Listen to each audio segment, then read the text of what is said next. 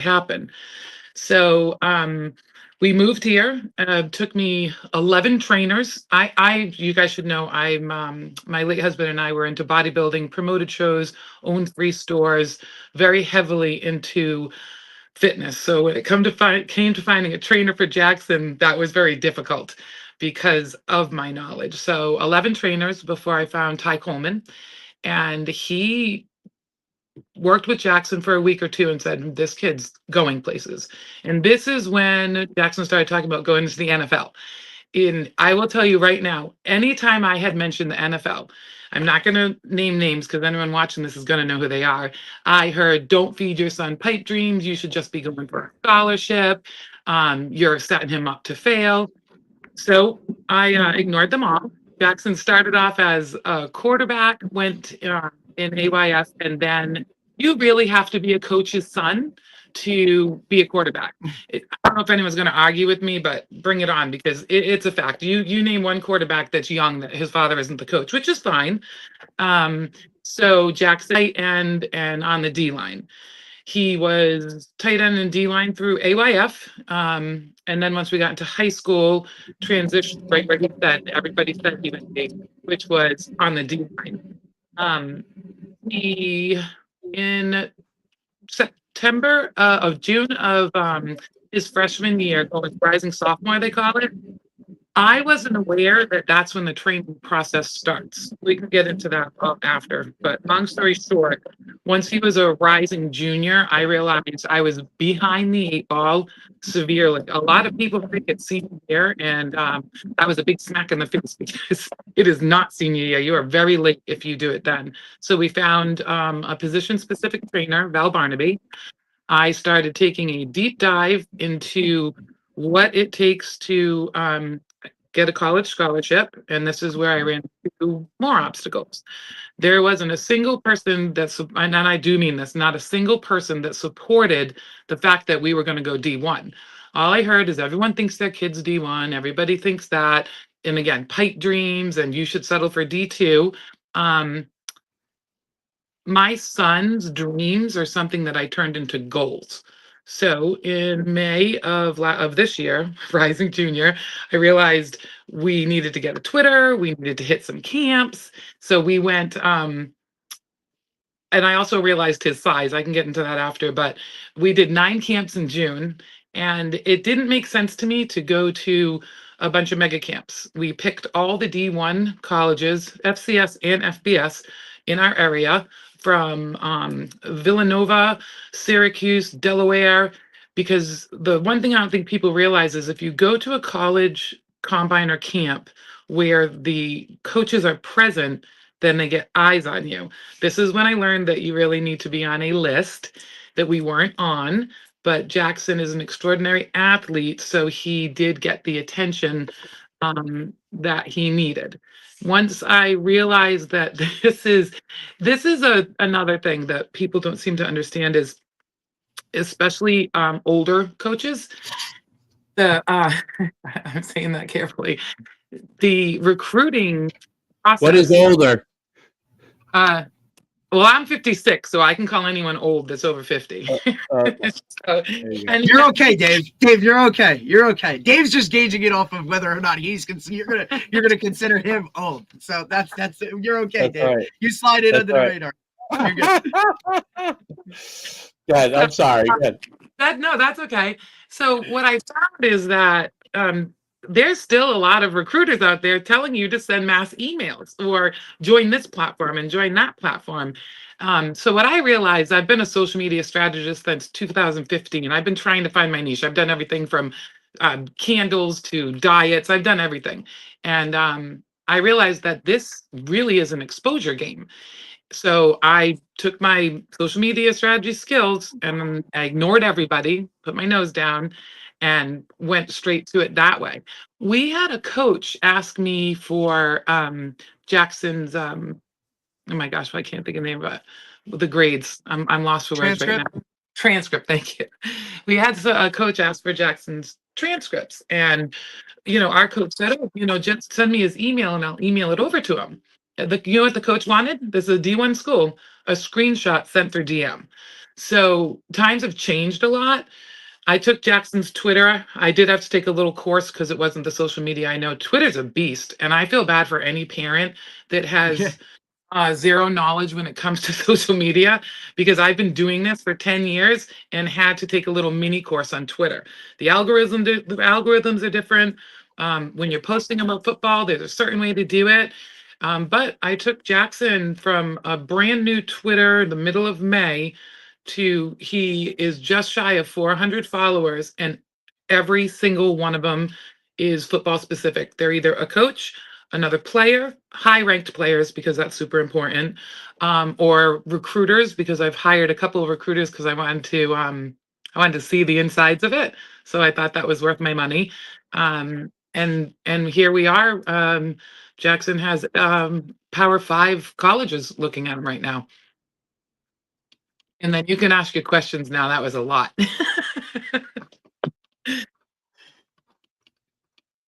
Oh, Dave, you're on mute. He's 2027, correct? He Is is. that what he is? 2027. Okay, so he's a junior, going to be a senior. So, so when you went on that journey, and you're still going on that journey, what were some of the things before I dive into my real questions? What were some of the things that you really experienced that you thought were beneficial when he went to the colleges, and beneficial as far as what you did social recruiting standpoint, and what were some of the things that you thought, oh, this was kind of a waste of time, or I don't know if this helped me at all? What were some of those things? One of the things that I learned is, unless you're talking about national camps and national exposure, like the Navy Bowl Combine or the NXGN camps, if a camp is more than $100, you should look into it. Because it seems like when the camps get really expensive, there are way more kids and less exposure for everybody. So that was one thing I learned. When I went to the camps, Jackson, his speed's good for a big guy. When we started the camps, he was 265. He his numbers were decent. I did learn that camps measure kids 1 to 2 inches shorter than they are. And I can say that with fact, because there was one mom, her son's O-line, 6'5", right? Which is a big deal if for anyone out there. If you are on the O-line, your measurables matter. And they measured him at 6'3". I had one camp get Jackson at 6 feet tall.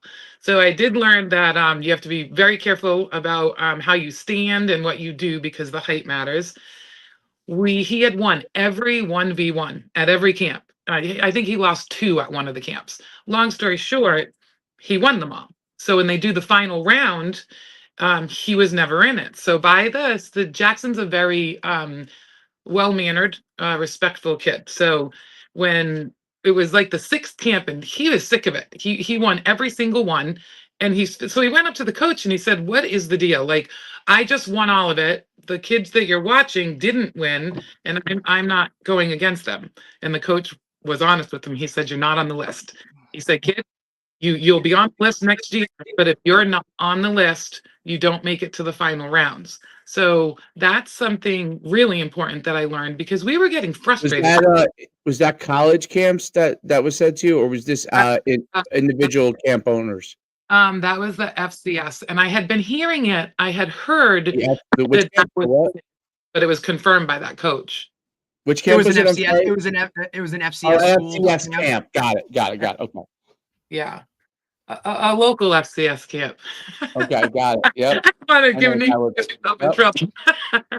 But the coach, I think the coach, he really liked Jackson. Right. We thought for sure he was going all the way. We thought for sure. And when he didn't, and I appreciate the coach being honest, because I did have other people tell me, high-ranked trainers that are in the recruiting industry, they said, "Listen, you got to get on the list." So now that we did all the camps, we are on the list this year. So this year we won't be going to any college camps unless we're invited, because we put our dues in that last year. And I do know that I'm behind the 8 ball, because had I started this freshman year, he would have went to camps 2 years in a row, Right. where they really would have known who he was. And when you're dealing with D1 college camps, I have to be honest to the parents out there. Have your son evaluated by 2 or 3 people and find out what level your son's at, because if you bring your kid to a D1 college and he is not D1 material, you just wasted your. They literally toss you into we got tossed into another pile because Jackson came in at 6 feet tall. Thank Right. goodness the D-line coach there really liked Jackson. He called him the little guy, but Jackson was not happy. But he saw Jackson in action, they clicked. So that's the only reason Jackson's still on his radar, because everybody else, he at Penn State, we got thrown in another pile. Literally pouring rain, 50 degrees out. Jackson's killing it. He's doing so well. I'm freezing my ass off. And again, I'm gonna tell you it's raining. I had to go to the bathroom. Go walking in, all the kids on the list were in the warm, cozy dome with their parents. We were literally outside with all the kids that got tossed in a pile because he measured 6'1.5" there, I think. And for people don't realize this either, measurable, 6'2". If you want to be a defensive tackle, and Jackson specifically is a 3 tech, which I argue with people about a lot, that is a real thing. 6'2". When you start getting shorter than that, yeah. Okay. Did I answer you? Because now I sidetrack. I talk a lot. No, that's okay. No, I think it's important to hear like people's process and what they're going through and some of the things that they're good and bad in the process. It's important to understand like I do like how you're working through the system to figure out what works best for Jackson. Everybody's journey is specific to them. So everybody's in a different situation. And I think that's one of the things that parents miss a lot. They try to align their journey to somebody else's journey, or this kid did this, I know somebody that played here. I'm like him, and everybody's journey is different. And everybody's journey is also in the time period that we're in, which is the transfer portal era, which has made all of the athletes' journey, no matter how good they are, much more difficult. Because one of the things and you might be experiencing some of this yet, but maybe not more until you start going to junior days, and I'll ask you about that kind of stuff, like some of the things that you have planned. But I've seen like Jackson does a great job. I just followed him.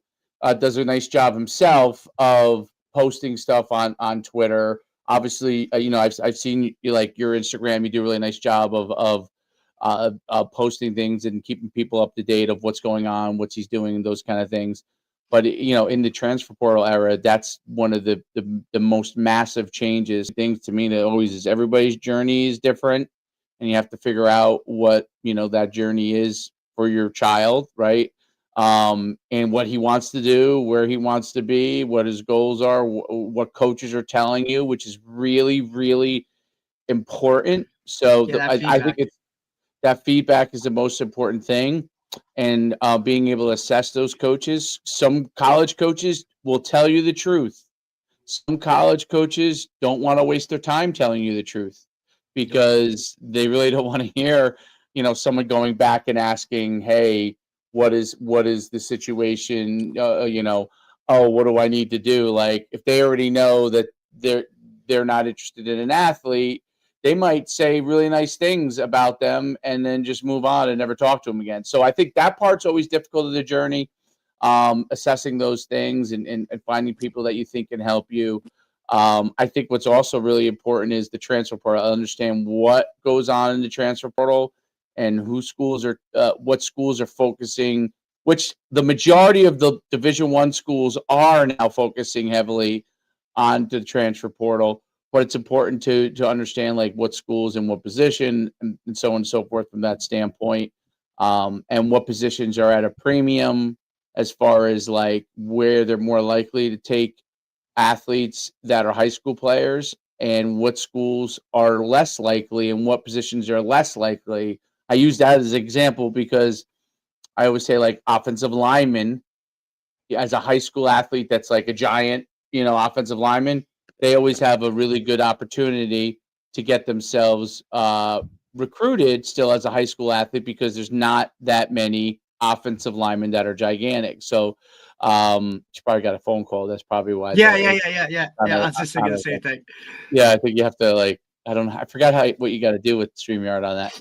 But I think that that's an important thing. And then the other thing with the transfer portal that's really, really critical is to understand, okay, do they value the high school athlete? Because that Right. becomes an important thing. And that's all levels too. I mean, one FCS, Division 2, Division 3, because some places do, some places don't. So I think those things are really important. And Are you- that right there, and Yeah. what you said, Dave, right? Like about evaluating and valuing the high school recruit or the high school athlete, that is something that we've seen come into the limelight or the forefront or really move to the top of how that recruiting world works.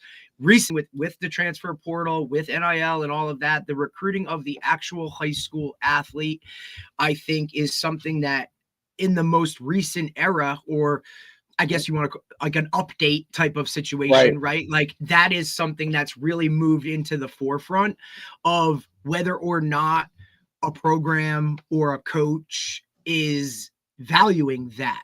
And like you said, I think to piggyback off of that, the position specific of are we going to look for a high school guy in this at this position to bring in, develop, and take, or are we only going to take transfers at this position and things of that nature? I think that is something that nowadays is so much more in the forefront, going forward. Absolutely. No doubt. You're good. Welcome back. You probably got a call, and that's what I think that's what happens. My daughter and I thought I had I'm fortunate, but it's a pain. But all my 4 daughters call me almost daily. So I tried to decline it. It didn't work. Yeah. I can't remember. We've had this happen. I can't remember what it is that has to be done. I've seen this happen. It's on there now. Oh, that's what it is. Do not disturb. You gotta put it on. Oh, okay, there you You're go. okay. Now Good we job. know for next time. Right, because this has happened a couple of times. We're like Very on the, adaptable.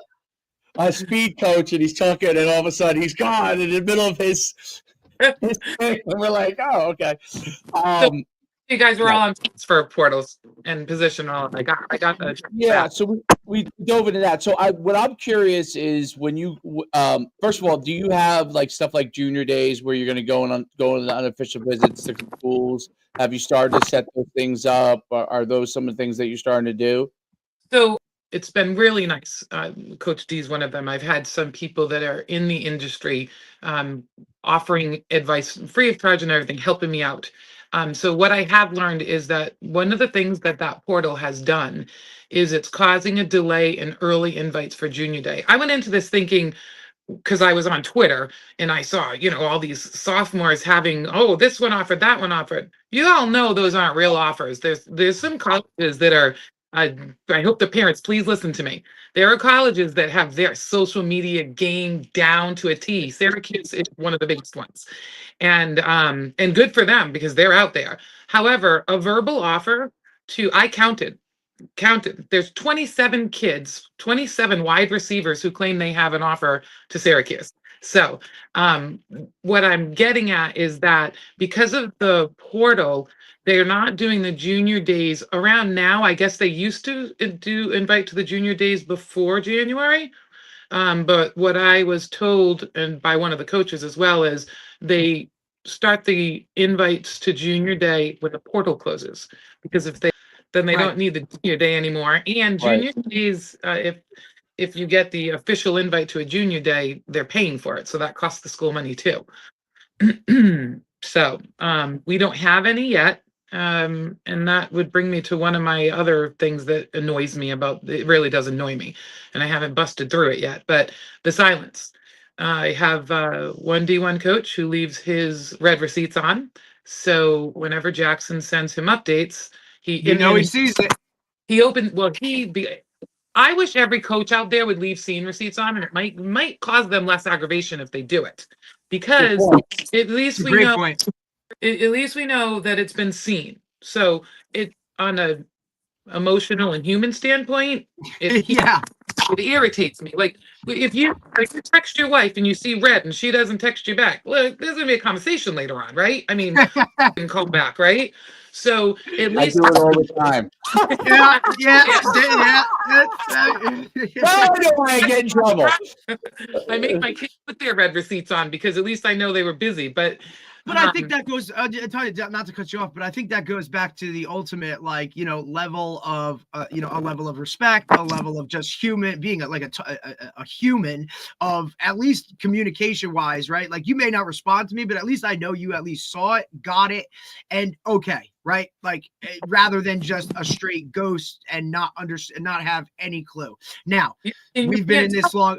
We've been in this long enough to understand, like, these, especially the highest level, get thousands of these DMs or like messages per day. And at the very top, like, as a position coach, now we've seen staffs expand, and who's in the recruiting department in terms of, are these guys responsible for just transfer guys? Are these responsible? Like, there are people maybe reading their messages. It might not actually even be the actual position coach. It might be a GA or one of their staffers or somebody else in this game. And look, and this is coming from guys who we've talked to at the high level. Like, the amount of messages that these guys are receiving, and to just go through, right? Like, guys just, mass sending of their huddle films, and to go through, evaluate, look at it, and really give like to it. There's just not enough hours in the day, right? But at least if that read receipt was on for you, right, coming from that side of it, would at least a little bit more understanding of, at least they got it, give you some level of, okay, maybe it's here, maybe, but it is a tricky, double-edged sword. Now, if you leave it open, right? Like, because for everybody that's like, okay, at least they read it, there's also people that now are, okay, they read it, now I'm pissed. Why am I not getting a response? Like, how long does it take to send this message or to send this, right? So there's a lot to unpack with it. Yeah, and that's where a great message for parents watching this is that if the red message is on, that's nice. If it's still irritating that you don't hear back, I know that there are certain stipulations in NCAA. Right. Yeah. There's certain windows of when they can respond or those types of things, depending on level. And there are still some type of rules that kind of play into this a little bit. Now, whether everybody follows that or whatnot, like that's a whole different conversation. That's probably another 3 podcasts, right?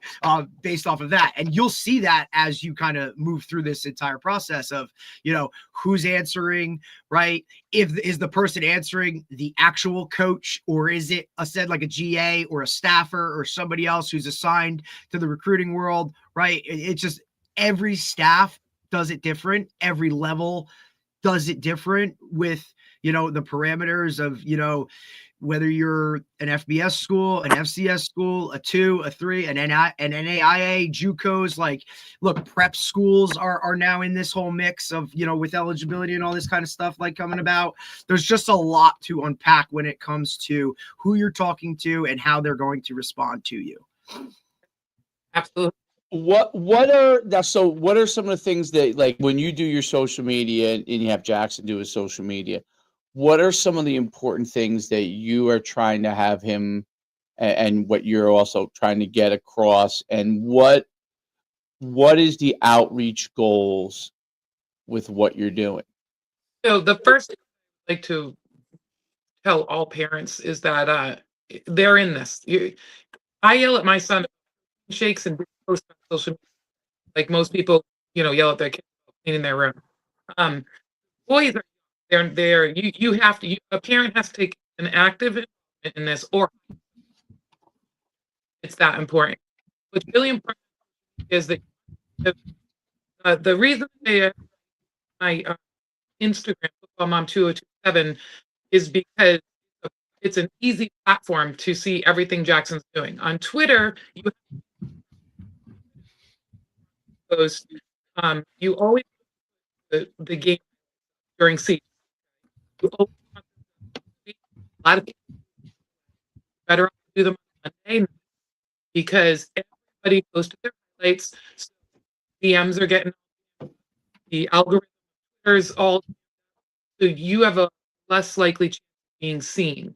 Um, Tagging. It's important when you're doing highlights to tag, but there's one thing that I always like to bring out. You shouldn't tag all. If you go seen by everybody, fine, tag him in your message. However, bottom of your it's on Twitter, there's a little thing that said add people or add tag, something like that. Real small, it's above. That's where you want to tag, and I believe you can tag 15 people. Those every see the list, but coaches in general, they all out there. Um, you can tag. You also don't want to tag all the time because the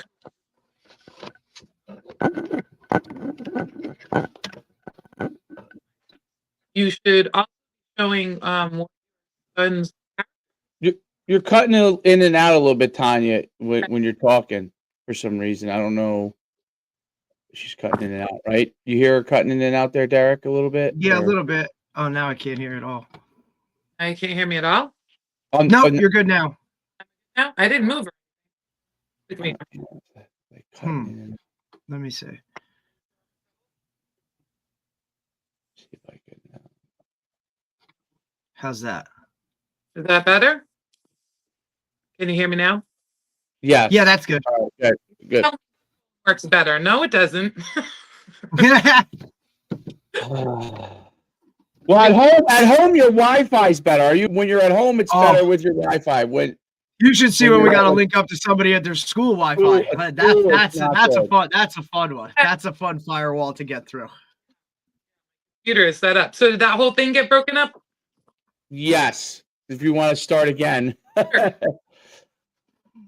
You guys right till I got to Twitter post highlights. Yes, we were talking about the reach with the algorithms on Twitter and stuff. So there's three things that you want to show about your player. One is his physical ability in his position. So you want to put the highlights up during season, super important, every week. And what I had said, just in case didn't get heard, is that you do not want to put your highlights up right after the game on Saturday. Monday night or Tuesday, the best times to put your highlights up because there are so many players that are blasting their highlights out through Twitter that Right. have to, they do the week. This is on Sundays. Did you guys break up there too? I'm just going to go. So when you tag a coach, like do 15 list of all the tags and stuff.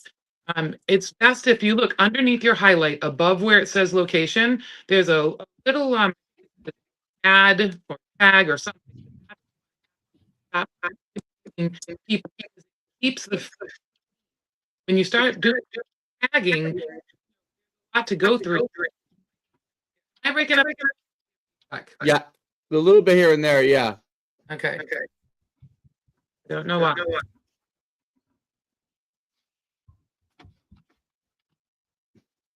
Okay. I turn my microphone back. Better? Still breaking up.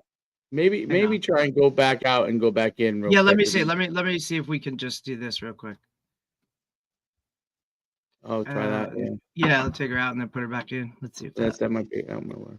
All right, let's see now. Is that good? It's weird the way it just died. Yeah, there you There go. you go. Okay. Can you hear us? So you don't want to fill up. Okay. You write your message in bullet points, like just some highlights, like how many tackles did you have, or yards did you run, whatever you're going to do. Keep that short. Put the tag. Because you want to keep coaches. You don't. You have to scroll 2 thumbs up to get to the next message. Right. And get those 3 top posts in them. The other thing that you want to always do is it's really important. Coaches want to see them off the field, not just like practice. Now you have to do it. You can do it. What are you doing? Are you training? Are you on the field? Are you with the trainer? You got to get. weekly. Yeah. Times a week on YouTube. There's no post 7 times a day because your goal is for a coach on Twitter page and get what Right. Jackson's page, and Jack is JAX2027. It's coach friendly. It's ridiculous. As soon as I get stuff on there, I'll repost what's important. Your first 3 posts are the most important. And then some kind of work ethic. And then it's important for them to know what your character is like. So, if something's happening, Jackson volunteers for the Challenge Flag, which is children that here play football. That goes up. Right. But he put his mother's coach to me. He even around me on Twitter and I say, "Oh, you do that?" No, because coaches care about the relationship that a player has with his family. Because when they recruit a player, they're recruiting family. You're Yeah. saying, or what? Listen, you can't do that. Everything has to stay coach friendly when you're posting it on Twitter. It's vital. It's so vital.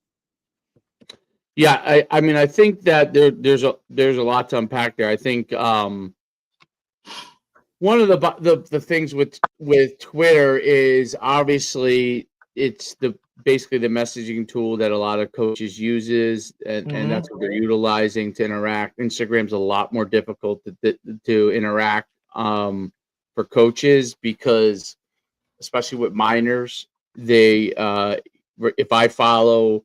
If I have to, that person has to follow me for me to be able to message them. I have to be able to follow them. They have to basically accept it with minors in order for that to happen. So allow me to message them. Sometimes people don't know to turn their messaging on, those kind of things. And what basically is happening, which is they use it, but they more use it to look than to interact, right? Yeah. It's more of a looking thing than anything else. But Twitter is really the tool from that standpoint. It's also used as a gigantic filtering tool for them now because it became an avenue for them. At first, it became an avenue for athletes who we're going back some time, but like 10 years ago, it was really the athletes that were on there and utilizing it for their messaging really had a huge advantage, because the huddle links and all that stuff became big. And it was a huge advantage because most athletes were on it but didn't know what to do. Now there's a lot more information as to what to do. Like you should have your name in your file. That's like number one. Make it as easy as possible to you know what I mean? Like you don't need DJ Cal, you know. It should just be your first name, your last name, and if it's a common name, first name, last name, graduating class. If that still is taken up, then it's first name, last name, your number maybe, or your position. Okay, those kind of things make a difference in the identification. Because as someone who does this, okay, I type in the name of a kid, all right, and I type in the name, and if they don't come up, I don't even look at it. I don't waste any more time going on it. I'm like, I can't find them. I'm not doing it. Because it takes that much longer. You don't have that time. You have to go through a lot of athletes to figure out the ones you want. And that's what made that's what made the transfer portal so valuable for college coaches. So if you think about it from a database standpoint, there are databases of athletes all over the place. This recruiting service has one. But this guy rates him that. They don't value that. What makes it they value the database if it's filterable. That's where the value is, right? So I don't know. Red Zone, right? They write an article on kids, they write an article on people. That's great, but if it's not if they have to then go behind a paywall to do it, they're not looking at it. So they're making money on the front side of it, but if they have to go behind a paywall to read an article, they're not going to read an article. So like for that with the red and the other ones too, just I want parents to be warned. Some paid platforms are if a paid platform a paid platform is very good if like you're paying for something, if it's free and open and easily searchable Yes. for the college coaches. So they think some of these services think that the best way to do it is to charge on the front end and then charge coaches on the back end. That only works if you have a truly efficient matching engine, which there isn't really one right now. Okay, so NCSA has tried to do it. It became like more of a D3 thing because college coach, there was too much information being passed and forth, back and forth.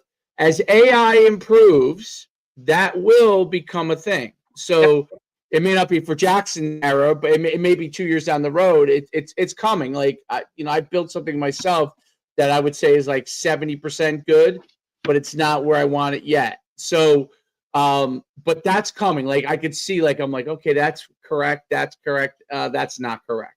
So, yeah, I'm sorry. There's. What, can you still hear me? I got feedback again.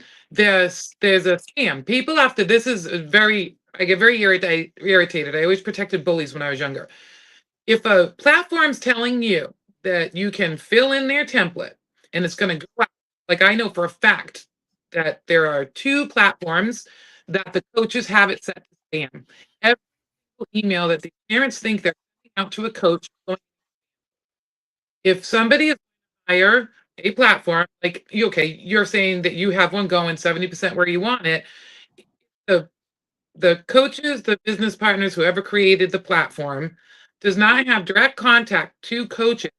Your messages that they claim, because this is why parents join. They think that they're going to template and send it out to coaches, and that's how they end up seeing these people. It does. I'm not going to say that it doesn't. It absolutely does. But like in my situation, I've been supporting Jackson on one income, and there were 5 of them in the house at one time. Right. Money is precious. I don't have $25 to waste. So that, I'm glad that you brought that up. Like, love them because they've done great promotion. But Jackson also, the gentleman, the writer, and the evaluator, Jackson stays in touch with him like he would a coach, always letting him know what he's doing. But then you get to now go read the article. Well, you can't. Why not? You're not a paid member of that. So that's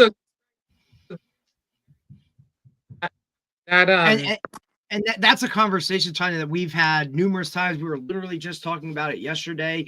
The monetary aspect that has to go into just getting your child the opportunities, right, to possibly get something that, I mean, you're investing possibly a year's tuition of a college already, just hoping that they get to this point. Now, we were referencing like, the travel leagues and all this other kind of stuff. Like there is a monetary like gate that needs to be, put forth in order to do this. So one of the things I tell parents this all the time, because I don't know if you know my background, but like I basically invented the original combine space for the good and the bad of that. I always say sometimes the good and the bad of it. But like back in 2005, when I started running showcases around the country, and at one point we were running 100 around the country. We were doing 20,000 athletes a year.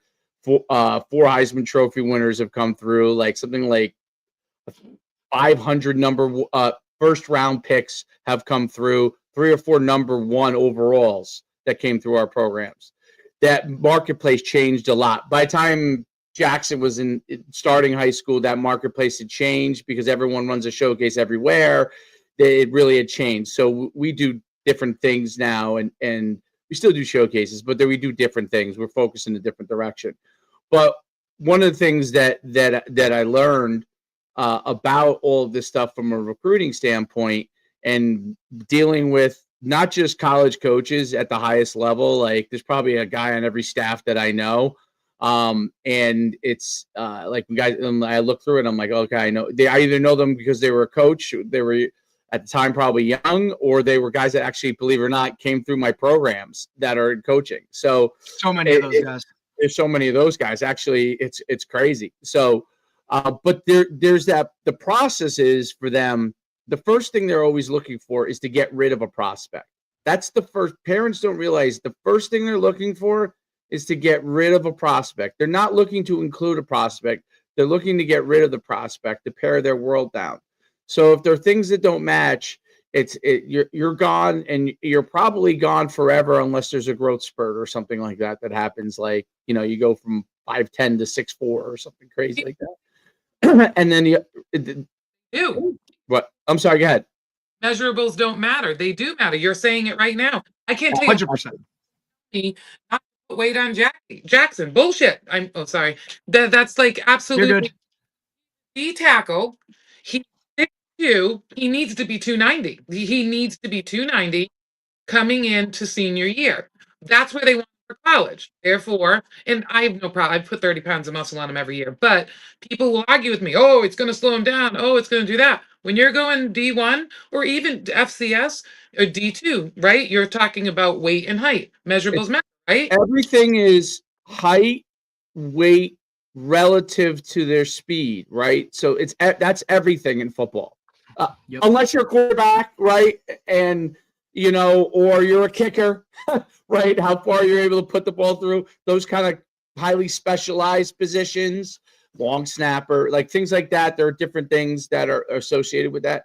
But outside of, some of those positions, height to your speed. So like I would say this, like if you're shorter and let's say you're a defensive tackle, and let's say you're 6'1", 6 feet, okay, which would be on the shorter side of a defensive tackle, then you would have to be wildly explosive for your weight, meaning your 40-yard dash range has to be incredibly fast. So like in a 4.7 or below range to overcome the fact that you're shorter, right? So there's that, and obviously, I don't want to discourage parents because there is obviously film is a big part of it. But if that ratio is not correct, your on the field performance is not going to matter. So, We're so on point. If the measurables are up, they're not going to watch the film. Slim chance that. And I said that because so many coaches, I deal with Jackson. The Jackson specifically a 3 tech, so there's things about him that, and apparently, I don't know the position that well, sorry, but apparently there's not a single evaluator that has not watched him. He's really good specifically there.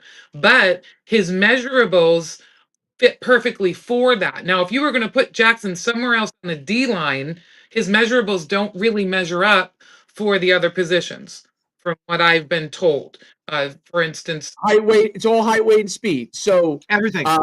right. So even at 3 tech, depending on the speed and explosion, and I haven't watched anything, so I don't know. I know the name because I live in the Shore Conference, obviously, and I know he's a really good player, but I haven't watched any film or anything like that. So, but the height, weight, speed to the so if someone said to me they were 6'1" or 6'2" and 290 and they play 3 technique, I would say they're big enough weight wise, borderline height wise, and then I would have to know how fast they are speed wise, because then the next question would be, if the speed wasn't good enough, I would actually say that person's better going to 310 pounds and playing nose guard, right? So or one technique. So that becomes it becomes that game, and it's really, really it's discouraging for a lot of parents, because so many times you see a player that's really, really good, and you say, this guy is like, I don't know, best player in the Shore Conference, right, at his position. And the first thing you go to is you say, hey, he should be a Division I player. Well, then when you go down south, because, I played at the University of Connecticut, and we have a big network of guys that do a lot of things that played at the University of Connecticut, and now they're all doing a lot of podcasts and all this different stuff. But what's really interesting, one of our really good friends does a trench warfare podcast, and they do O-line and D-line, but he was a D lineman in the NFL, and he played for a while, like I think 5 or 6 years in the NFL. And Julius Williams, and he played, and he's down in Georgia, which is like the fastest growing fertile ground for football players, specifically defensive linemen. Specifically defensive linemen. Okay, O linemen it's growing rapid, but specifically defensive linemen. And what's interesting, and he goes on, if you ever pull up, I put a few of the episodes on my show, but one of the guys that I do a podcast with does a podcast with him. They're both UConn guys. One was an O-line, the guy was an O-lineman. He does the podcast with Julius, the D lineman. And they have a committee of guys, literally each week that come on and they break down film on players. A lot of them are players from their own like training group.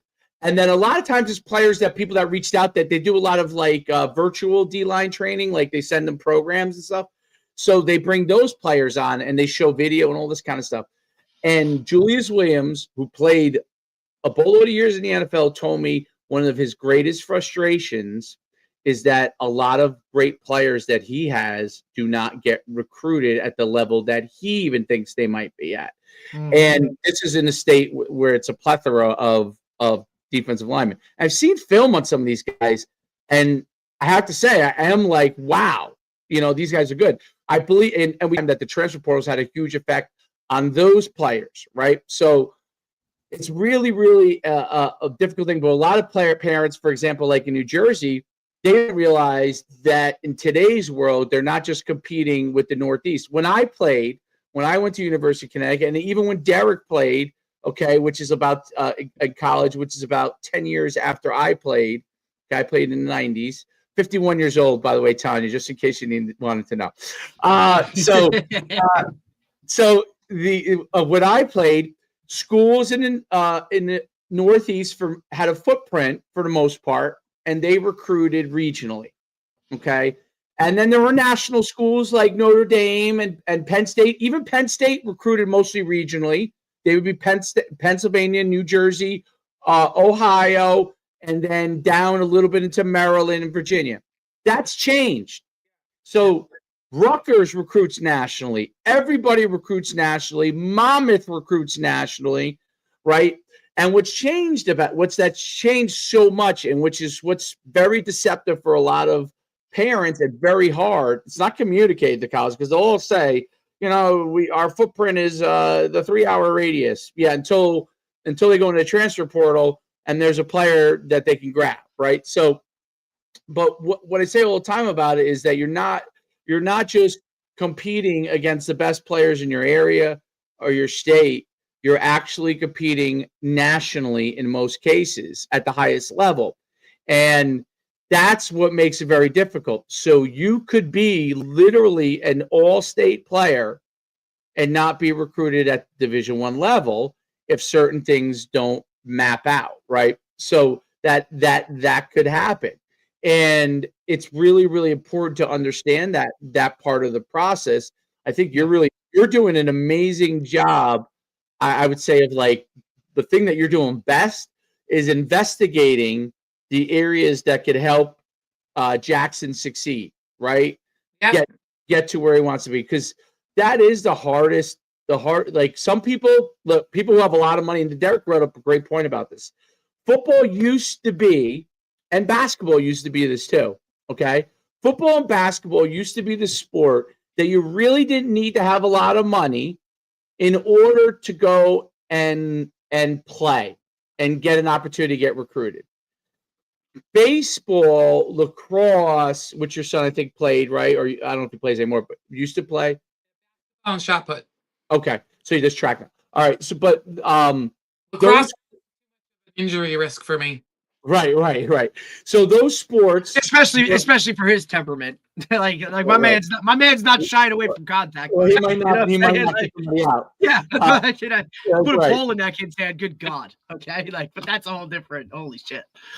But yeah, so what basically ends up happening is that those sports created a model that which really squeeze out most lacrosse and baseball and softball and some other sports like that have created a model where basically if you're not spending a certain amount of money, you're gonna be up Schitt's Creek. I mean, And that's the model they've created. And college coaches, they made it easy for college coaches just go to their certain situations.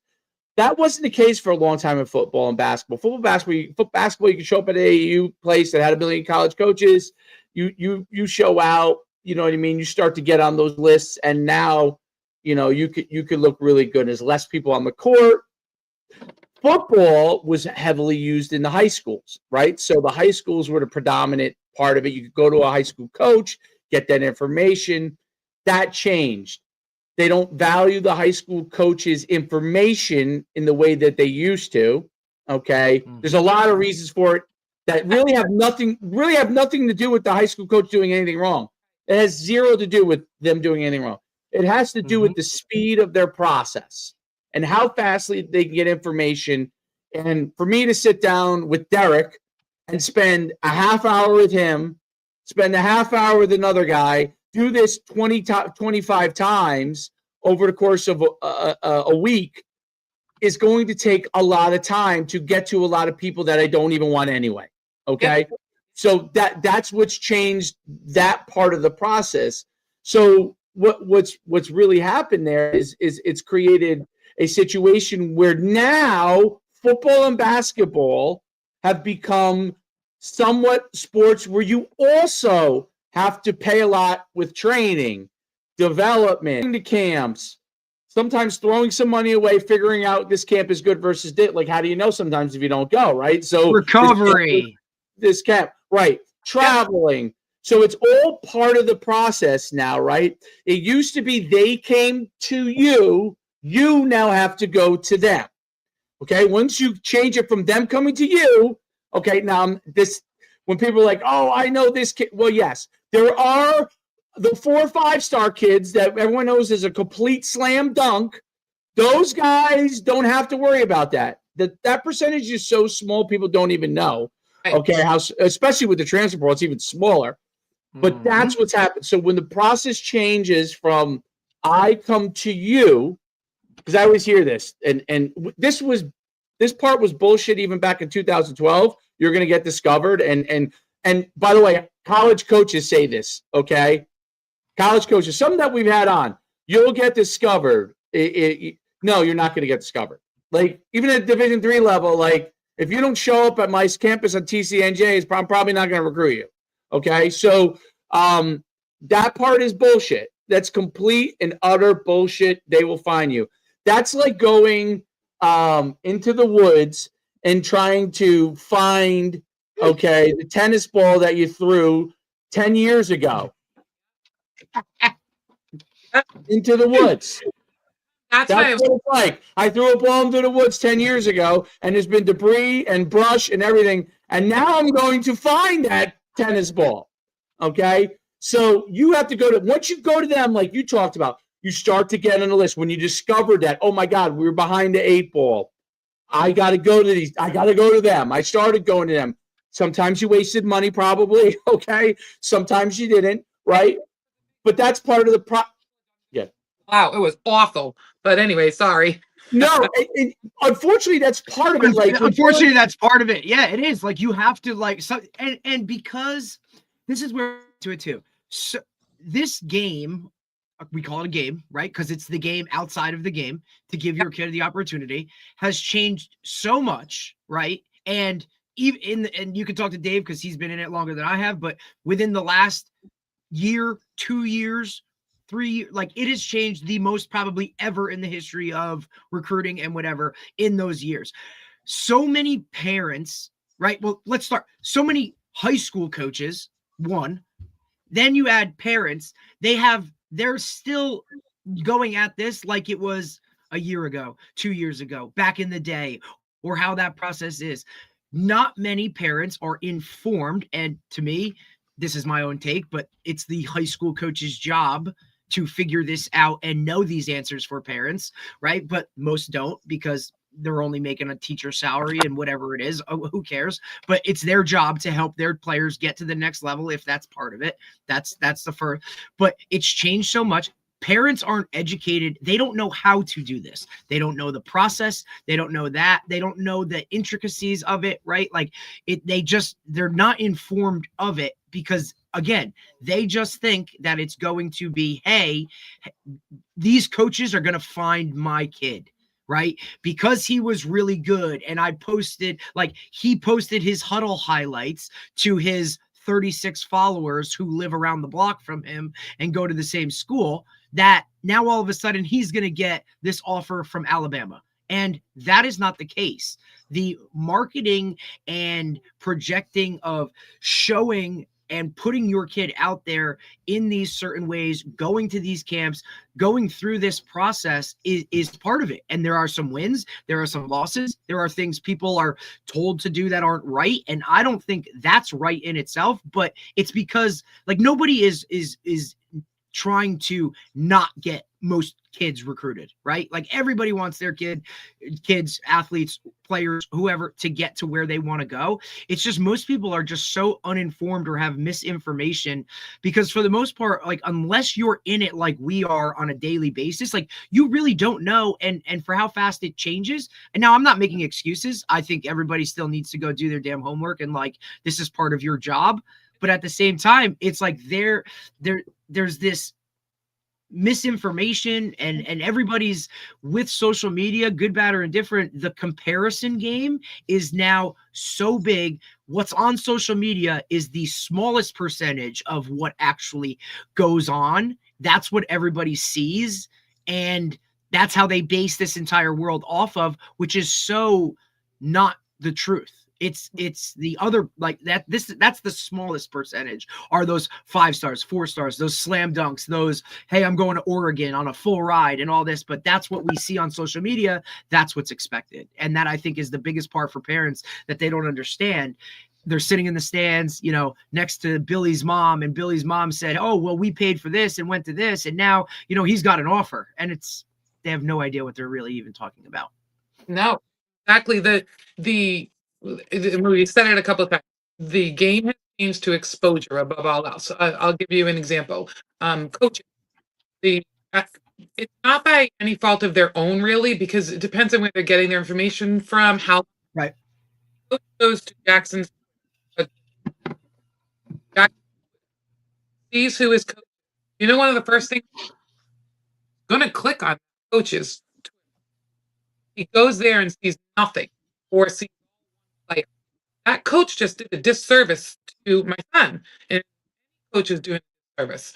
Coaches need to get on the exposure game here. They need to. If my son's so great, why?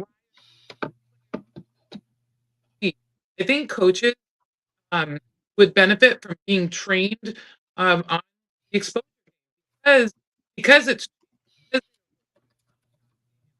the local. I love that you had talked about being local and national. So I went into me very much because they seemed partial. There's just kids, D line and O line, and I will tap myself on the back for. I have found Jackson the most incredible amount of exposure for a D lineman. The kid's a D lineman. Like, D linemen do not get exposure, but I knew that. So you can be a local hero. Listen, he got first division in one thing, and then someone put him on second team, and then some kid that didn't even play for the season was player of the year. So parents have to be very careful when they're paying attention to local exposure, because it's bias or what it is. But my point is, I had unintentionally have a star player that I really help with exposure. Once I explained myself, the coaches were fine. However, when I talked about exposure, I meant national. Nobody knows what Shore Savages is outside of New Jersey. Nobody knows what Shore Sports is outside of New Jersey. That you can be and even if you go full New Jersey, there's a lot of people that don't even pay attention to what the Shore is doing. So you have to step outside of that. Your kid can be he can be the star of the Shore, the star of whatever county you want to talk about, right? But then Georgia is a perfect example, because I don't know if you know this, on purpose.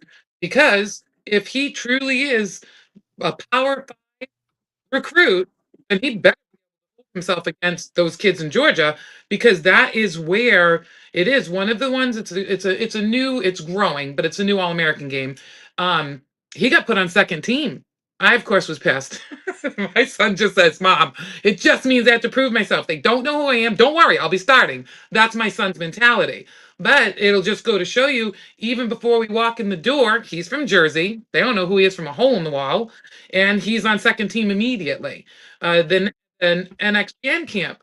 And rather than one in our area, I decided to go down to Georgia because I know that the competition is going to be different. Just like when it comes to stars, everyone will tell you stars don't matter. That's bullshit. Can you make it with stars? Sure. But if you have just 3 stars, what attention that you get, because the media outlets you want to get involved are 247. What's the other one? On3. I don't know them all that well. On 247 three. be the one that's really like is the big recruiting from what I've Dave, learned. you're on mute. You're on mute, Dave. No, you're good.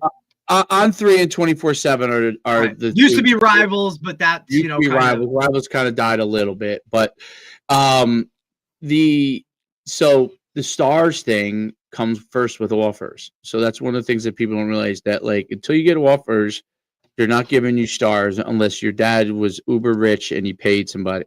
Okay, that's the only way you're getting stars. which And I'm happens. not- and you can listen, and these other places, there's like you can outside of On3 and 24/7 Sports, for the most part, anybody else that gives you stars is probably like just for your own Oh, I've seen that feel good.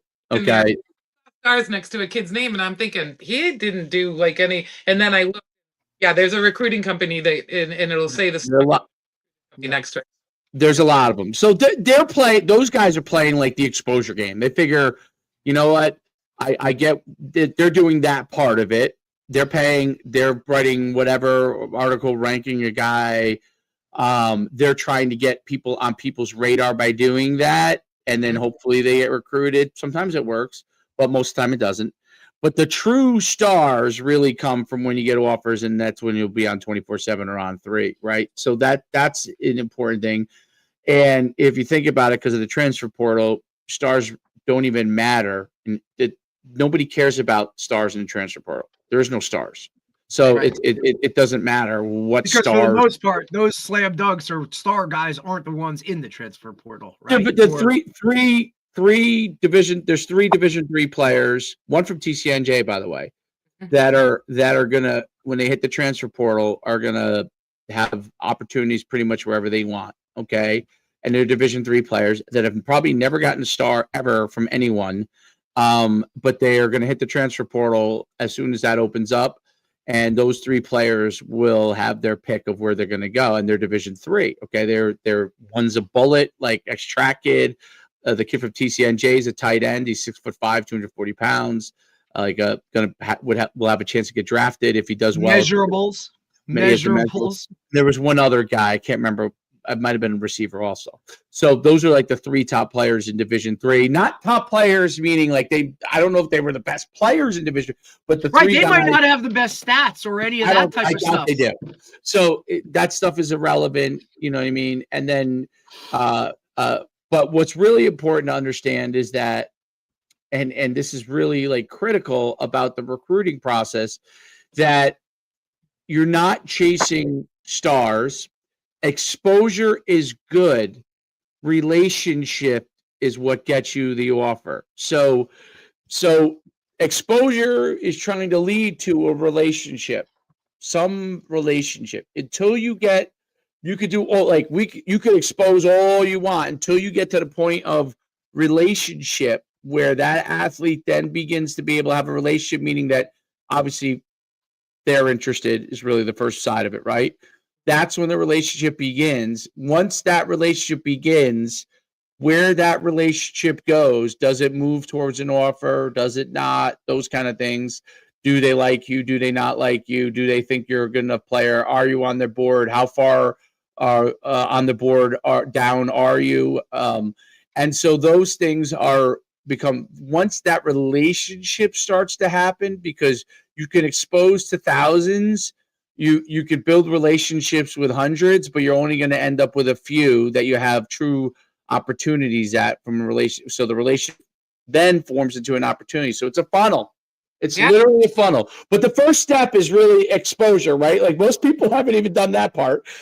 Exposure, which leads to a relationship, which leads to an opportunity, right? And that's really what it comes. Then you figure out whether, you know, that relationship's strong enough that you want to take that opportunity, or whether they want to take the opportunity with you, everything in between. But that's really the funnel that how it works. And it is exactly the same as if you were trying to generate business, okay? Right? In order to get business, if I wanted Tanya as my customer to pay a lot for me and do business with me, whatever that is, I have to find thousands of Tanyas that are interested in my product and I'm interested in doing business with them, to get to hundreds of people that I might talk to. That becomes 4 or 5 opportunities that might be Tanya doing business with me. And it's the same exact process. The product is the athlete, the product is the university, right? Those two products have to meet and be able to work together in order to put the on the field product together. And what's hard for people, especially parents, very, very hard, because you have a child that's 10 years old that plays football. And by the way, I am that football dad that has my son as a quarterback. So, it's at least it's not 100% of the time though. Like Dave does have other guys that do it, and they do it. He does it right. He does it right. He does it right. I wrote yes, 100%. Yes, and Derek thinks he should be a defensive player anyway. So and that's where he does play. He does play defense. So, but it's that's where he's going to make his money. That's really where it all goes, and that's really an important thing, because as parents, the hardest thing is to look at your child, okay, who you love, and figure out, is this a packaged product that someone else would like to buy, right? And that's the hardest thing, because that's really fundamentally how college coaches, they're never going to say that. They're not, you know, because obviously it doesn't make sense. But how else could it be that a guy, Jedd Fisch, who was an all-state tennis player, okay, didn't play a lick of football. He's a Washington coach who may be the next Michigan coach, but he's one of the candidates at a few different places. Fantastic football coach, never played a lick of football, okay? GA'd with Steve Spurrier back in the 90s and moved up from there, could become the head coach of one of the top premier football universities, because he understands what the product is and how he's got to get that product to perform. It's not only about, yes, football knowledge is important. And obviously he's gained that along the way. If you look at his resume, it's like 50 different places he's been. Oh, yeah, he's been all over. But he understands that product. Sometimes a guy who didn't play football understands that product better than people who are in football. He understands it's a productized business, and he's got to be able to get the products that he has and the product that he puts out on the field, the players and his university puts out on the field, has to be good, right? And that's so hard for parents to understand. It's hard for me to understand, okay? That's not, it's always been that way to an extent, but it's never been more out is now. And the greatest thing is this podcast with Busting with the Boys, where they brought in Ed Orgeron. He'll say anything, okay? And Ed Orgeron talks about, so good. Someone asked him, because he's been out of the game for a few years, if he came back as a head coach. I think some guys have entertained bringing him in as a head coach. And they asked him, well, you know, what has changed from when you were a head coach, when you had Joe Burrow and them, to now? And he said, back then you had to go, if you had money, you were going to go out in the back door to give them the money. Now you can go through the front door to give them the money. And that's the biggest change and that's someone who, by the way, understands the productization of the sport. He understood back in the day that if you didn't work out a deal for that player, you weren't getting that player. Maybe it was money, maybe it was a car, maybe it was just all kinds of perks. Now you can put the money right in their lap and say, here's what I'm giving you, okay, and do you want it or not? All right, and that's obviously at the extreme levels, but it goes all the way up the ladder. A Division III coach might be able to offer academic money, right? And that might be what entices you. Obviously, at the highest level, they're offering real money that you're actually going to get to play. Because that's coming. Watch. What's that? Say that again. Investors, big. So that's already happened. So the University of Utah just signed with a private equity firm. They're right? going. So They're in final talks. Final Right, talks. Right. Watch. Private equity will be in every single university in some form or fashion, and they will sell shares of that athletic program in order to grow it. Because what does it come down to? It comes down to money, right? So now, if University of Utah gets a $500 million infusion into their athletic program because a private equity firm buys them, okay, or a portion of it, maybe they buy the majority of it or whatever it is, and they're able to sell shares of that private equity group to private investors, that brings in a ton of money. Now they could not just upgrade facilities, but now they could pay infinite amount of money to the players that they think should be better. It's even better than an NFL team, because an NFL team is limited by the rules. Yeah. I'm sorry, say that? Have to start paying. Is it over at Mission? Yep. 10 and 50 million is what they're Yep. paying to the NFL. And you get a 4-year contract with the NFL. I mean, you're same almost. What they're going to, just like defensive tackles. I'd love to get into the NIL. There was a time we were lucky to get 2,000. Do you know that defensive tackle is close to $1 million now a season? Absolutely. It's a prime time position. Depending on the level that they are, absolutely. So there's not. I mean, the quarterback from Michigan is thinking about going into the portal. He's got $12 million over 4 years to come to Michigan, and 1 year later, he knows that his value could be that he could go more if he goes somewhere else. Yep. Because I actually just learned this last night. The reason that some of the colleges like Michigan, you'll see the transfer portal because they'll negotiate players before somebody else. Because in question, I just read this last night. It's up for an NIL contract with a new company right now. They want to sign him. Parents, if you pay for nothing, you pay for camps, you don't pay for training, they pay for it. NIL company you and tells you it's going to cost you this, this, and that. They're full of shit and run, because that's not how it goes. If you go into the portal, you can no longer play at that school.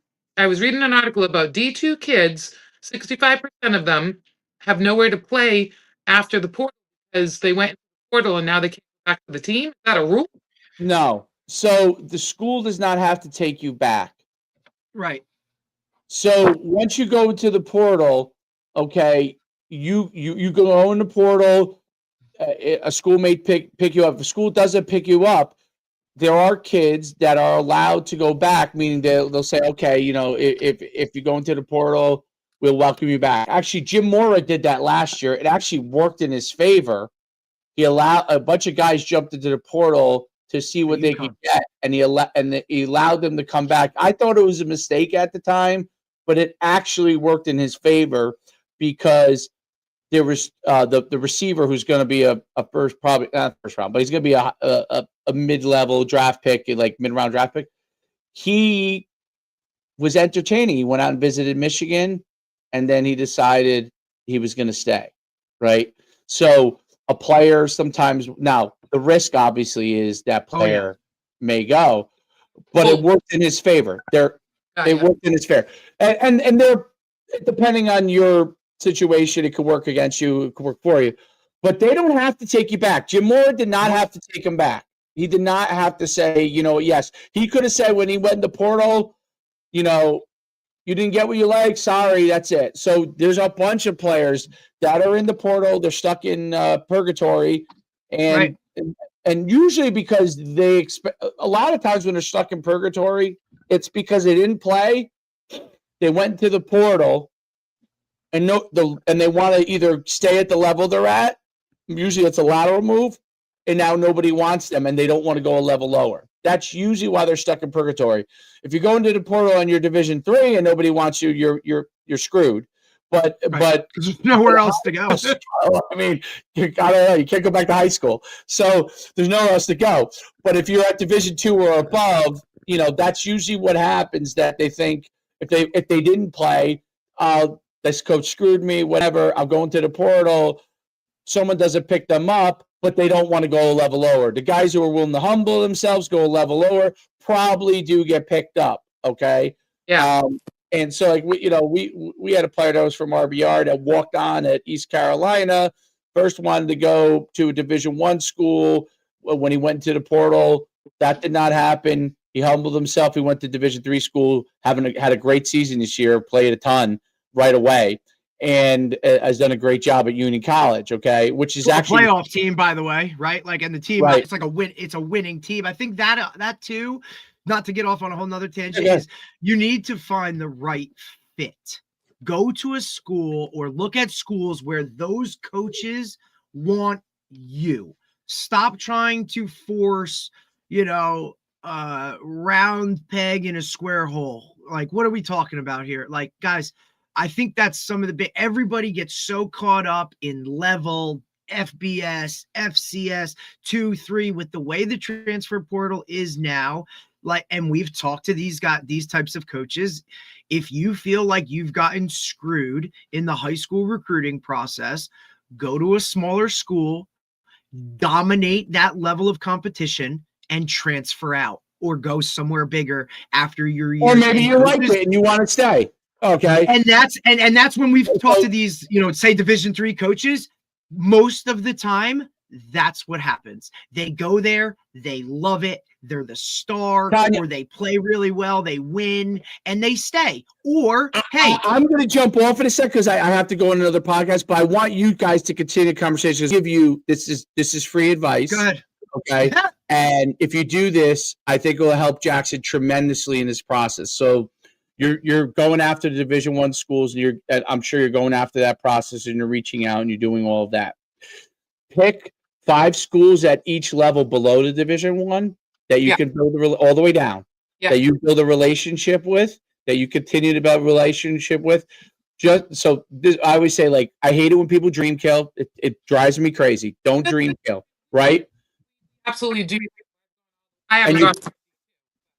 So you pick it all, you go all the way down, you go all 5 all the way down, and you build a relationship with those schools. So you get active in that process. Obviously, you have your schools that you're talking to at Division I level, and you're already starting to do that process, right? And you pick 5 at each level: FCS, Division II, Division III, and you go through that process, right? And you build relationships, and you start the process of the schools that you're most interested in there, right? And see if those guys will be interested in you. And what will happen is you end up at Division I and you succeed, okay, with your goal. There's nothing you have to worry about from there. For some reason, something doesn't happen, you already have the relationship part developed at the other levels, okay? You could always say no to those schools. And I'm going to use myself as an example. When I was coming out of high school, this is a totally different era, so it's not going to relate in the sense of what happens now. But believe it or not, Division I schools used to be able to offer over 100 scholarships. Okay. Now they've gone to this model where it's 103 and then you don't have any walk. But they used to be able to offer, at one time, they used to be able to offer unlimited. By the time I was going through high school, they used to be able to offer over 100 scholarships. I think it was 105. Before my senior year, my junior year, they went from 105 to 85. Okay. That was how many scholarships were. I was getting recruited by and I'm not saying this is not bullshit, my father could confirm, every single school in the country, okay, Division I. I was a very good student. I was getting recruited Ivy League. I went through summer, and then we didn't know anything back then, so, like, all these schools invited me to go to summer camps. We didn't have a lot of money. We didn't go to any of them. I was still getting recruited, okay? Summer ends, and I'm going through the whole entire process. And this is when you could get scholarship offers at the higher levels late. That's how it was back then. Senior year, most of the scholarship, it completely changed. But this is how it was back then. And then, so what happened was I went through the whole entire process. All of a sudden, it's like November, and I haven't heard anything, nothing from any of the schools I was talking to. Well, it turns out that if you were talking about the 100 of the drop in the 20, I was a borderline guy. Okay, that would have been a Division I guy had it stayed 105. I didn't have anything at this point. Okay, so now I went from the University of Massachusetts comes in and says UMass comes in. They were FCS at the time, so was UConn where I played. They come in. UMass was the first one to come in. UMass comes in and says, "Listen, we're top level FCS program. I know Dave has Division I offers. I just want to throw my name in a mix in case something happens." And my father, who was a phys ed teacher, was a track coach and phys ed teacher, turned around and said, "What are you talking about? He has 0 offers, 0."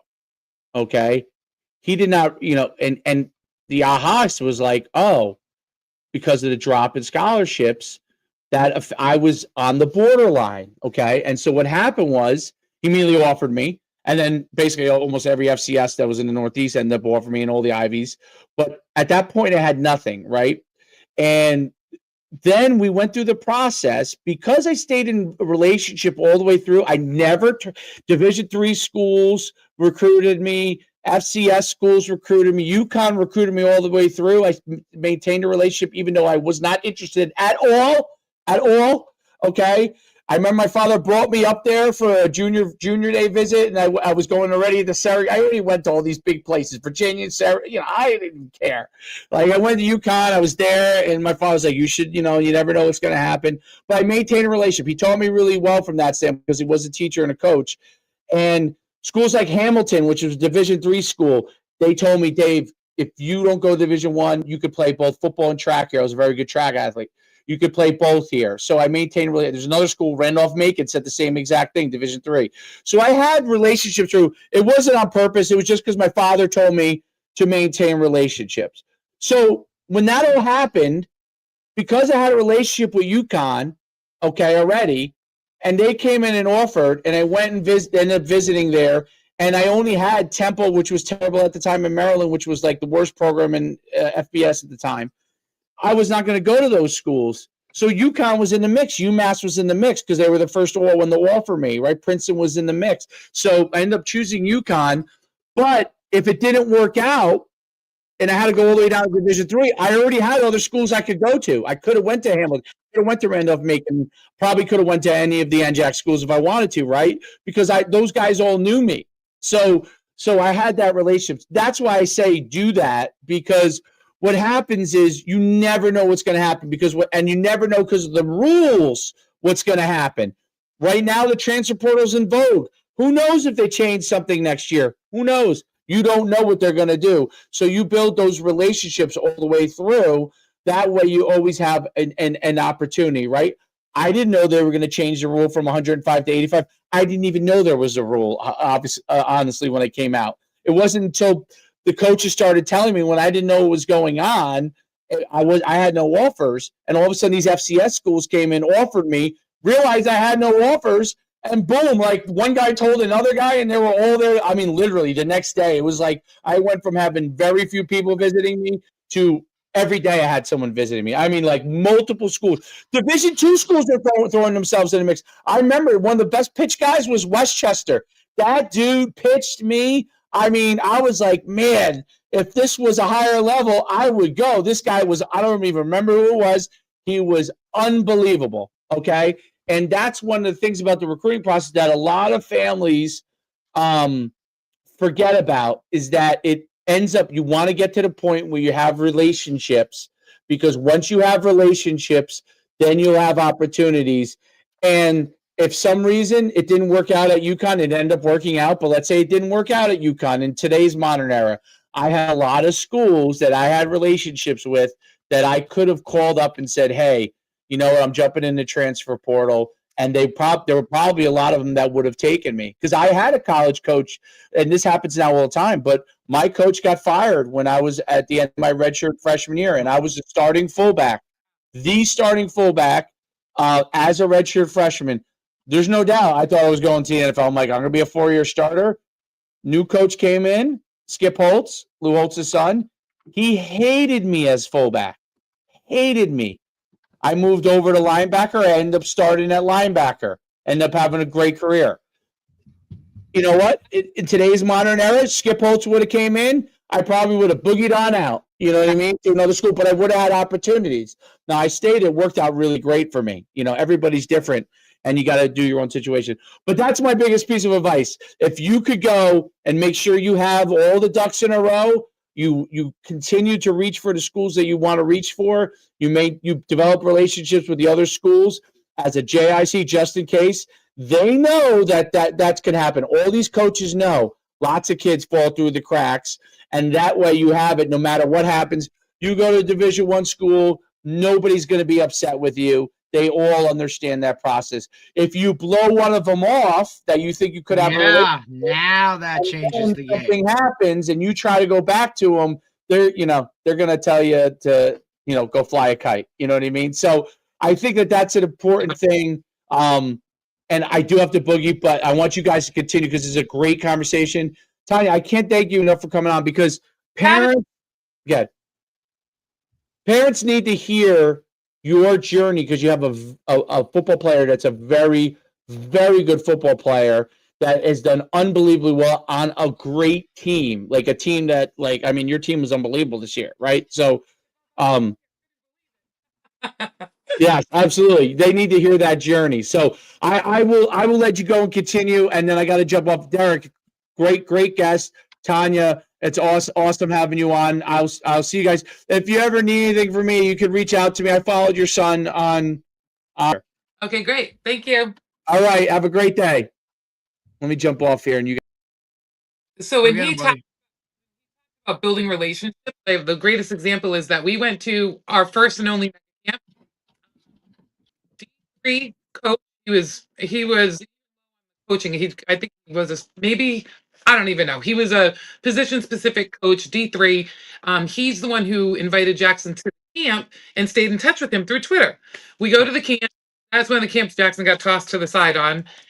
He came and talked to us after. We were honest. We felt like we weren't even seeing him. He's like, no, but stayed in touch. He's now a coach at Lehigh. Well, that's the thing too. And I think that, Dave talks about relationships. Look, it's the same thing in comparison for high school parents or whatever. It's the same thing as if somebody leaves a public school to go to a private school, right? Like a lot of coaches want to, and I don't know if this is the same. Personally, I never played that game. Now, whether it's because I've coached in a private school setting and a public school and going back and forth, right? Look, I never fault a kid or a parent for wanting to better their kid's situation, right? Again, they may be making this decision off of misinformation, off of something. Look, there are 1,000 things that go into this decision, but I never fault parents for that. Look, it's your kid.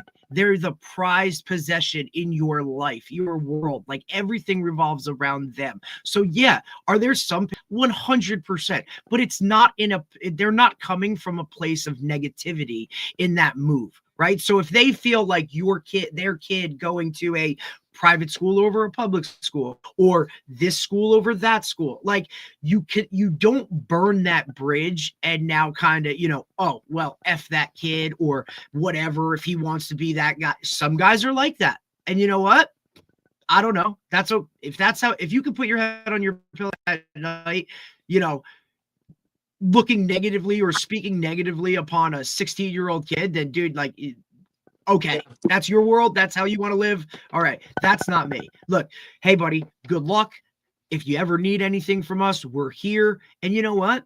At the college level, this happens a lot more where they went to a situation, they're not okay with it. Well, guess who the first coach they're going to contact when they're looking for something else or they're in that portal is going to be? It's going to be the guy that was, receptive and communicated and was okay with, hey man, I get it. You want to go there. And look, even from my own process of, getting recruited, look, I went to a small Group 1 high school in North Jersey. I was an undersized safety receiver type guy, wasn't very fast, right? Now, statistic wise, I was above a lot of guys. And when it came to accolades in terms of all state and all this, I had all of that. But guess what? I didn't have one offer with any money for anything, right? And, my goal personally was to go to the highest level I could at a school where they had the major that I wanted, because that was going to be the key to my world. Was I wanted to do something where it wasn't work myself up for that. It just so happened that, and it was the last school. I was also a like both side of the ball type of player. So I got recruited at a lot of places as an athlete. They didn't really know what side of the ball I was going to play. Some schools recruited me that way. Some recruited me as a receiver. Some recruited me as a DB. And I made that decision very quickly. Like, hey, I want to play defense in college. Okay. That eliminated a bunch of schools for me. And guess what? I didn't want to play in Pennsylvania. That was just a thing for me. So that eliminated a large number of schools that were recruiting me as a D3 AIM type of player, because that's where that world is. And I said no to Pennsylvania. And okay, now your very last visit, and it wasn't an official visit because I had gone on some overnights and whatnot, was to Sacred Heart University. I don't even think I got into the football office. And I told my parents, this is where I want to be. And you know what? They were happy to have it. They understood, okay, we're kind of getting a steal here. And so they put together some things for me. It wasn't a scholarship. It was grants. It was, hey man, you got a 3.7 GPA. We can find you academic money.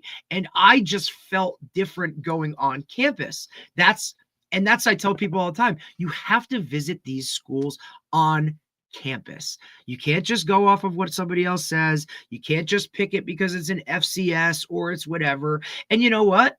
Like, now you get there, there's a little fuel and a little fire in your heart. Like, hey man, like these coaches don't even know that, like, I'm that guy coming in, right? And because that was one of the things that burned me up. Like, within that freshman class, there were guys that every coach knew their name, and they didn't know who I was other than the guy that recruited me. And you know what? That made me work that much harder. And you perform, you do these really, really good things. And then, okay, well, here, buddy, in that exit meeting, guess what? You're getting more money. And here's what it is. And now here I was going to go back to a school that was $45K a year. I had gotten half of that already. So I only paid half my freshman year. And because I performed both on and off the field, athletically and academically, I was going to go back, and that next year I would have only been paying $10K. You know what I mean? Like, so there's things in this process. And look, obviously it's changed, and look, everybody's story is different. I ended up transferring to a Division III anyway, right? Like, I lost my cousin to leukemia. We knew that was going to happen. So I needed to transfer home and be closer to be around him. And a D3 school literally called me, probably illegally, right, and said, I heard you're home. Would you like to come and play? I understand your situation. You have verbatim of like, that comes first. Look, greatest decision, one of the, it was a decision that at the time for me was perfect, right? There wasn't a transfer portal. I didn't know the world of like, hey, I'll just take a semester off and go back, whatever it was. I came home, and look, it's created a network and opened my eyes to a lot of things, because here's the other part. I played at a Division III school, Montclair State. And you know what? I played with players that were better there than they were at FCS at Sacred Heart, just because of these situations. Kids nowadays, and for you're doing such a great job of ultimately marketing your son and putting him in the right situations and educating not only yourself, right, but others around you. Because if people aren't looking at your stuff and asking you questions and whatnot, like, they're cuckoo for Cocoa Puffs, right? Because it's just such a different world. I think people are always fearful of asking questions because they don't want to look a certain type of way. But would you rather, go about it negatively and whatever, or ask the question and look stupid? Like, and it's something, I get it. I totally understand, because we're in a world where, everybody wants to be fit into a category or look above others. But look, understand that for the most part, everybody wants to help. but sometimes that information is the wrong information. So you need to really do the research on the people you're asking these questions to. Go directly to the sources. With social media now, like, you can talk to anybody about it. And the more people you talk to, you're going to get a different response from everybody, right? But the most that align is probably what it actually is. So take that and then continue that process. But it's a difficult one, and it's strenuous, and it's a lot of freaking work. And I tell my players, like, dude, like, if you want to get to the level that you say you want to, you need to work just as hard on that side of it as you do with your training, with your play. And that is only to give you an opportunity, because nothing is guaranteed. You could do all of this stuff, quote, by the textbook that's written in pencil, by the way, right? Like, this is all, like, everything changes, or we can go back on it and change things. But this is only to give you an opportunity. You could do all of this, quote, right, and still not get exactly what you want, because that's the percentages that are the smallest. But again, like I said before, it's what we see the most of, right? Yeah. 3% of high school football players play at the next level. Yeah. Irregardless of money, what level, 3%. Do the math. Like, and football is a really, really, really hard thing to do. You're practicing more than you're playing. Your lifespan in the NFL is like maybe 3 years now. You know what I'm saying? Like, this is not something that's like, hey, let's go play in a pickup basketball league at LA Fitness or whatever it is. Like, football ends, the ball gets deflated for somebody at all points. I get it. You want to maximize your potential for what it is right now. So if you're not going all in on every bit of it, if people aren't calling you crazy, then you're not doing it right. Well, I must be smashing it then. Yeah. And listen, again, I have a deal. For you, Tanya, I think too, as a single mom, as a woman, right? Like, people, by the way you go about it, right? Because but here's my part. You know what you want. You're not going to dream smash or whatever it is. We're going to do every single thing that we could possibly do to put you in that right spot. And you're also a realist, right? Because I think personally, look, and this is all me, right? This is just me, and my outlook will be very different, right? As cuckoo for Cocoa Puffs as people might think you are in how much you're putting into this and how you're going about this, right? There's also that level of all in and realist, like, hey, okay, we thought it was this, but let's maybe take a step back and hit it this way because I learned something new. You're educating yourself daily, if not multiple times a day, right? Like, you're putting in just as much work as Jackson is. And you know what? Like, at the end of the day, wherever this process ends up, right? Yeah. Like, and this is where I'll get on my little whatever, like God's going to put you in the right spot irregardless. But at least like, hey, dude, I gave every little bit of it. And at the end of all of this, like, you'll be able to sleep at night. You've raised the son who's like, he has all that work ethic and all the stuff off the field that's going to make him successful, whether football is the way of whatever. Because again, the ball deflates for everybody at some point, right? But for me, as I approach it personally as a coach and all of that, parents, like, the delusion of some of it is scary, right? But I understand it and respect it, but don't make it personal in terms of, if that guy didn't get back to you, it's not an FU, because what do we know that he has going on? You know what I'm saying? I mean, shit, we just saw last night the head coach from Michigan lose his job because he's having a whatever with a staffer, and now his life is literally gone because of why? Shitty decisions. You know what I mean? Like, and that's the stuff, like, here these guys are like, he's the head coach of Michigan. Here's this, here's that. And meanwhile, all of this craziness, immoral, whatever stuff, like, and we don't know the true story, so who knows about that, but this is all going on. So just worry about, like, where you are now and trust the process.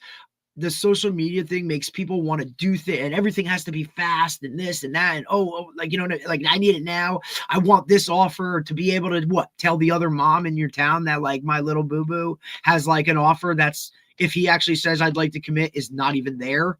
You know what I Right. mean? So the biggest part for me will always be go where you're wanted, because that's going to you up for just an entire better life in terms of being on campus with somebody who actually wants you there, cares about you on a level more than how many tackles you can make. And now, look, I'm speaking in percentages here because not everybody is like that. Some guys are going to lie, like they're going to be full of shit. And they're going to tell you, oh, yeah, you know, he's this, he's that. That's part of this whole process. Develop those relationships with the guys that, and I'm usually this person that has to be the honest one. A lot of people get pissed at me for it, but I care about you enough to have that really, really hard conversation and kind of let you know. And look, I hope you prove me wrong. You know what I'm saying? Like, please come back to me and say, coach, like, told you I was a scholarship guy at or an SEC school. Like, dude, I want you to do that. Understand that. But for me, I can't, like, unless I really feel that, like, I got to be honest with you because I owe you that. I care about you that enough like that. And I think a lot of parents don't look at it like that. And then for coaching, it's really hard because it's about individuals, right? Like, for me, if a guy tells me he wants to play college football, like, you get put in a different category. Okay. I'm going to coach you harder. I'm going to be hard. I'm going to be tougher on you because I know what it's like to get there.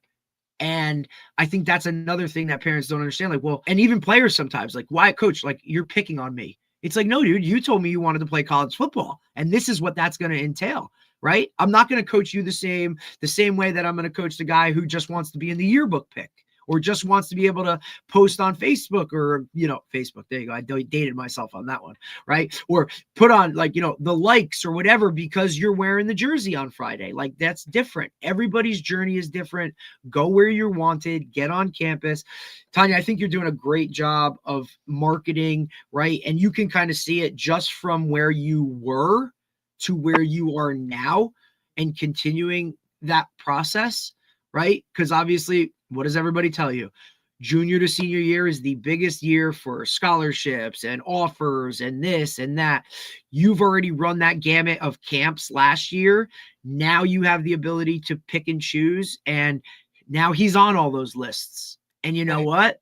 Doing something that I think is pivotal in this grand scheme of recruiting. If you want to get recruited at that level on a national scale, you need to go other places outside of your little protective bubble. Right now, look, unless you're in the state of Florida, Texas, California, Georgia, like, guys, everybody's gets ranked in terms of what's good, what's bad. New Jersey, maybe a top 10 football state, maybe, right? Way better than Massachusetts, right, Tanya? Way better than Massachusetts, and no offense to Massachusetts, right? No offense, right? And look, I don't throw shade at anybody. I have really good friends that are coaches at high level programs in Texas, in Florida. It's just different, guys. It's different. The makeup of it. I mean, look, there ain't many high schools in New Jersey that have first block of the day is football. Like, so where you live geographically, sometimes already puts you behind the eight ball in terms of getting recruited on a grand scale. But I think going out with the ability to go to these camps and measure up against some of the, quote, top guys on these lists, right, and see where you stack up. And I always wanted you guys to look at it. I know I got a lot here, but I know people need to really just stop worrying about everybody else around you and just worry about you and how you perform against a clock, the guy you're going against one-on-one. And then, like, look, coach always gives that information about, like, pick the schools and whatever. I have my guys do the same exact thing. Like, dude, yeah, we want a school that's like, everybody's going to be like, dude, you're never playing there. But you know what? Like, that's the goal. And then if it doesn't work, we'll work backwards and we'll check things off, right? Just like coach said about coaches, give me a reason to not recruit you. That's the biggest thing, because they want one less guy on the list that they have to take, 30 seconds of the first two plays of the highlight tape for them to either say, okay, that pile, or let me watch another 30 seconds, right? That's the biggest part of it. I think you're doing a good job of that, learning that whole world. look, I have to look at it wearing both hats here too. Like a lot of guys want to bag on high school coaches for not getting people recruited or not understanding that. Like, guys, most assistant coaches, right, don't love this like I do, like Dave does. Like we've made our lives surrounded by a sport. And a lot of people aren't like that. Like they're just in it because hey, I teach, I might as well coach. They don't know enough to like or care enough, and it has nothing to do with your kid personally because I'm sure they want them to get recruited and do really well, but they're just not vested enough to go and understand the recruiting world and you know, go to a showcase on a weekend to just watch kids or whatever that is, like where some of us have, right? So it you know, Camps to watch him. Yeah, when he was younger. yeah, I you know, and look, I've taken my players to those camps who can't get there, right? Like we've driven to Villanova, we've done this, or I just always ask my guys because so much of it is done now directly to them through DM and Twitter and social media, right? Like the coaches used to have to go through a high school head coach to kind of talk to them. Now they can literally go right to them or their handler or whoever is taking care of their recruiting world, which is also like a whole different thing. Like, am I talking to his agent or am I talking to mom? Am I talking to the actual kid? Because I do think there's some level of where parents should monitor that up until a certain level. Now, look, you shouldn't be a junior where mommy is still filling out your recruiting questionnaires. Like, no, you know what I'm saying? Like, let's cut the cord a little bit. And if you don't trust your kid to do that on his own, is he really a college football player? Right. Yeah, no, exactly.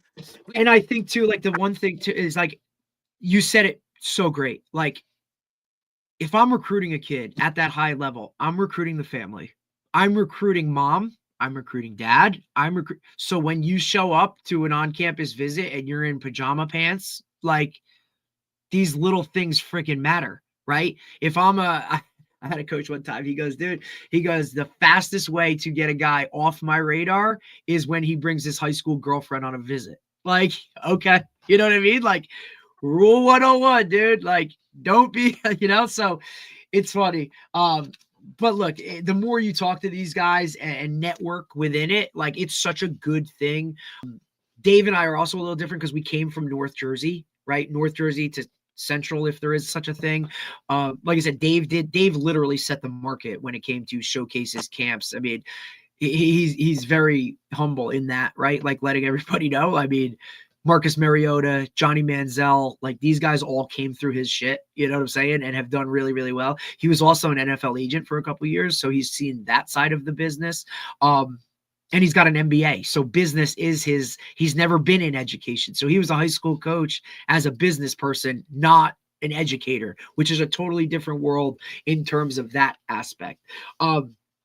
Look, it has been absolutely phenomenal. I've taken up way too much of your time, Tanya. Anything in closing that you'd like to say or plug or whatever you need? Like, this is your time. Yep. One of the things that because of everything that I'm going through, been through, and what I've learned, I really want to help other parents. So on my website, footballmom2027.com, towards the bottom, there's free PDF. Fill out their test. What do you know about Twitter? What do you know about Right. Instagram? You get some feedback. I have different options on how I can help parents. Some parents have hired me to do all of the social media, not run it, but set it all up. Other Good for prefer you. how to do it. But because money is a big deal to me when people don't have it, so I've set it up that the mom who's working two jobs can afford the help, and then somebody that can afford more can do more. Hedge fund guy. Because this is real. I was a little girl who didn't get invited to parties because her dad was a biker and we lived in an apartment. So I come from that kind of a background. So we are in the process of starting a nonprofit. It'll be called Jack's Nation, so that when Jackson's in the NFL, he'll have his own foundation, do whatever he wants with it. But what it's going to be to begin with is it's going to be for kids like Jackson, that if Jackson didn't have me as a mom, he'd be lucky if he was going to be going to a D3 school at all. I jumped in, I'm doing what I have to do, but will be pay for a kid to go to camp. I've been very lucky when he had talked about to not feel hurt feelings. When we leave Ty Coleman, because Jackson coach specific. I was crying. I was crying. I felt Right. so. And Al Barnaby, very reasonably priced, but I people have gone to Jackson and seen what he is, and they believe in him with me. So he helps. But there's people who can't afford things. So the foundation would be to help a kid that needs help with training. Maybe he needs those. I don't even know why the Heismans have them anymore. Maybe he can't get his own helmet. So we are in the process of doing that because I want to be able to give back. So if there's any parents out there, and you heard anything, you didn't know what it meant. You heard today, oh, he's not on the board. They're probably picturing a shuffleboard for all they know. Because I didn't even. Well, that thing too. Like I said, like it goes back to what we talked about. Like sometimes like just asking that question because you're intimidated within the room to not raise your hand and ask the question. Like there's 10 other people that have the same question but are feeling that way, right? So literally, I love it. I always say like it's like coaching in crayon. You know what I mean? Like guys hate it because the first day of practice, like I teach shit that should be like taught in second grade, and they're like, Coach, what are we doing? And I'm like, dude, we're coaching in crayon right now until you build it up. And that's this whole world too. Like, and it needs to be a constant like an update on your phone because that's how fast the recruiting world and shit changes. If you're not on it and in it, right? Like even people that are like, hey, I had a son that graduated 2 years ago and we went through it. Well, it's totally changed. So you got to keep yourself up to date. The year mark, how much changed incredibly. So if anybody wants any help with the social media, has questions, footballmom2027.com. I relationships. If we didn't build that relationship, stay in touch with that coach. Now, of course, he's that. We saw that he was now coaching at Lehigh. Guess who's getting his first invite to a junior day in a camp? At Lehigh. That is a phenomenal. 100%. Right? All because relationships. This is networking. It is a business. Yes, it is. And look, it works both ways because that coach now, as the new guy at Lehigh, can say, hey, I have this kid that maybe most other people don't know about. And you know what? Like, here we go. And now you bring something to that new head coach, and then there you go. So it works to the benefit of both to continue and keep relationships.